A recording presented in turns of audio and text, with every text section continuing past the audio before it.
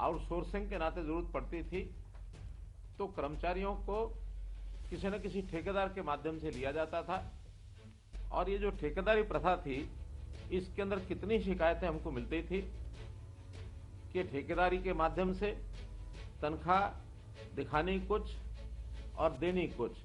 Sign कराते थे 15,000 पर या 18,000 पर और देते थे 11,000 अथवा 12,000।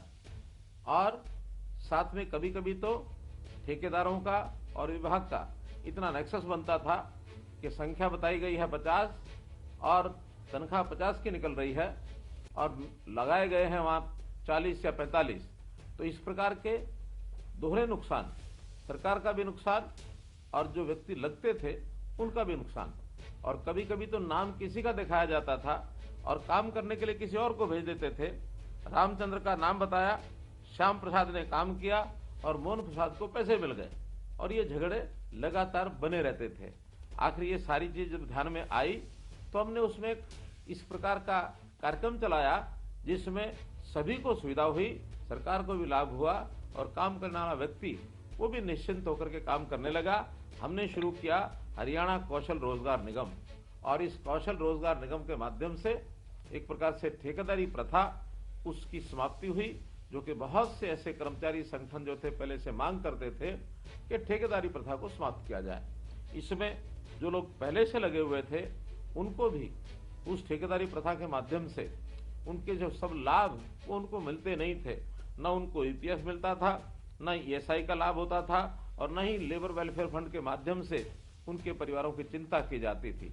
जब हमने ऐसे पुराने सब लोगों को भी हरियाणा कौशल रोजगार निगम अर्थात HKRN में उनको पोर्ट कर लिया है और नए भी लोगों की जो आवश्यकता डिपार्टमेंट्स की थी उसकी पूर्ति भी HKRN के माध्यम से ये की जा रही है।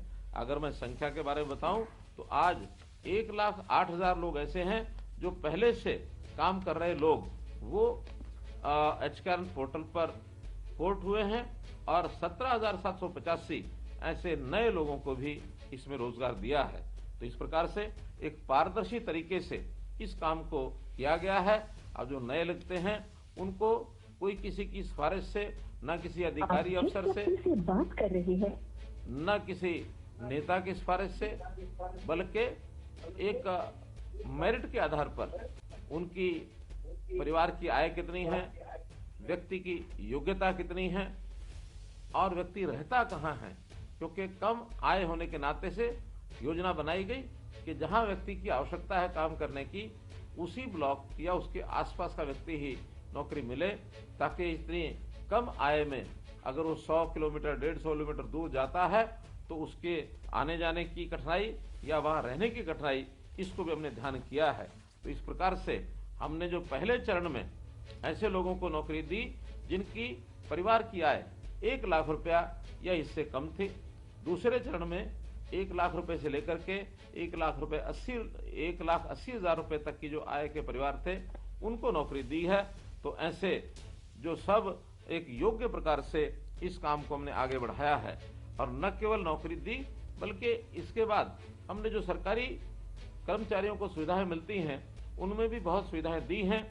10 आकस्मिक अवकाश, ऐसे ही 10 मेडिकल अवकाश और महिला कर्मचारियों के लिए मातृत्व अवकाश इसकी भी सुविधा हमने दी है। जैसे आयुष्मान भारत और चिरायु योजना के अंतर्गत जो योजना बनाई गई उसमें ऐसे सब लोगों को, क्योंकि ये श्रेणी 1,80,000 से लेकर के 3 लाख की आय के बीच में आते हैं, तो मात्र 1,500 रुपया उसका प्रीमियम देने के साथ ही उनको ये सुविधा उपलब्ध कराई गई। 1,500 रुपया एक साथ देने के बजाय मासिक 125 रुपया अपनी सैलरी में से कटा करके और इस सुविधा को इनको मुहैया कराया गया है, ताकि स्वास्थ्य की दृष्टि से ऐसे सब परिवारों की ये जो आयुष्मान योजना 5 लाख रुपए प्रति परिवार, इसका सुलभ एक व्यवस्था इनके लिए की जा सके। केवल इतना ही नहीं, तो हमने इस पोर्टल के माध्यम से प्राइवेट नौकरियों को भी यानी एक प्रकार से देने के लिए योजना बनाई है। जो प्राइवेट एंटरप्रेन्योर हैं, उद्योगपति हैं, वो भी इस पोर्टल के माध्यम से नौकरी प्राप्त कर सकते हैं।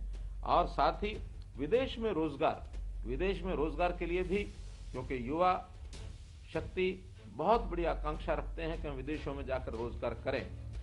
बहुत शिकायतें आई हैं कि वहां गलत तरीके से युवा एजेंटों के माध्यम से लाखों रुपया खर्च करके विदेशों में रोजगार के लिए जाते हैं और वो भी इलीगल तरीके से। डोंकी आदि का जो एक प्लेटफॉर्म बना कि डोंकी जंप के माध्यम से उनका एक टेस्ट आदि लेकर के उसको भेजने लगे और बहुत से लोगों की तो जान जोखिम में भी आ गई। तो इसको ठीक करने के लिए हमने हरियाणा का जो हमारा विदेश सहयोग विभाग है उसके माध्यम से विदेशों में नौकरी देने का कार्यक्रम शुरू किया है। हाल ही में इजराइल, दुबई और यूनाइटेड किंगडम द्वारा मैन पावर की जो मांग की गई है, हमने विज्ञापन के माध्यम से ऐसे 10,000 से ऊपर लोगों को और उनको रोजगार देने के लिए रजिस्ट्रेशन करने के लिए कहा है। और मुझे खुशी है बताते हुए कि लगभग 5,000 लोग ऐसा रजिस्ट्रेशन कर चुके हैं और अभी तो समय पर्याप्त बाकी है। इस समय में यदि लोग रजिस्ट्रेशन करते हैं तो उनका प्रशिक्षण करा करके और उनको विदेशों में भेजा जाएगा। 25 से 40 साल के युवा युवतियां इसके अंदर अपना आवेदन कर सकते हैं और इन देशों में श्रमिक, सिक्योरिटी गार्ड, स्टाफ नर्स आदि के जो काम हैं इसको जो है उनके अंदर भेजा जाएगा। तो इस प्रकार से इस कार्यक्रम के माध्यम से जो इलीगल तरीका युवकों को विदेशों में भेजने का, चाहे कबूतरबाजी है, डोंकी है अथवा गलत तरीके से विदेश भेजने के लिए जो उनको प्रोत्साहन दिया जाता है वो रुकेगा।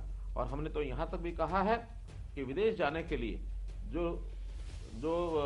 नौजवान हमारी जो पढ़ाई करके कॉलेज से अथवा यूनिवर्सिटी से निकलते हैं, ग्रेजुएशन पोस्ट ग्रेजुएशन के बाद उनको फ्री पासपोर्ट देने की व्यवस्था भी मैंने की है। हजारों ऐसे बच्चे फ्री पासपोर्ट लेकर के भी बाहर निकले हैं।